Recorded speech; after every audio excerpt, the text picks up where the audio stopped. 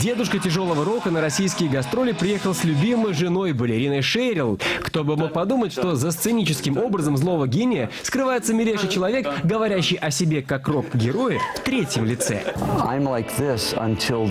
Я такой, как сейчас, но как только поднимается занавес, у меня меняется осанка, лицо, отношение к жизни, чувство юмора, и я превращаюсь в Элиса Купера.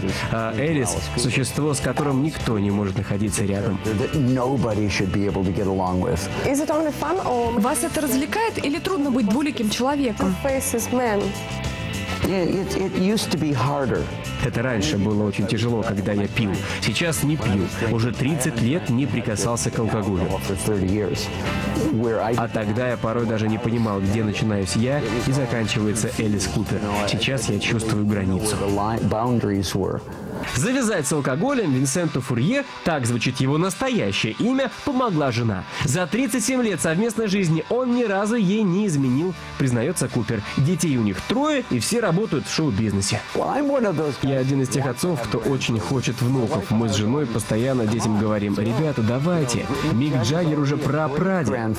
В Советском Союзе Элис Купер был персоной нон-грата. В своих шоу он показывал все человеческие пороки в действии. Многие думали, воспевает, а он высмеивал. Король сценического ужаса, он сыграл несколько ролей в кино, в том числе в легендарном «Кошмаре на улице Вязов», отца Фредди Крюгера, алкоголика и садиста.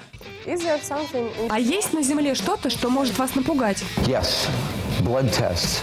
Да, анализ крови.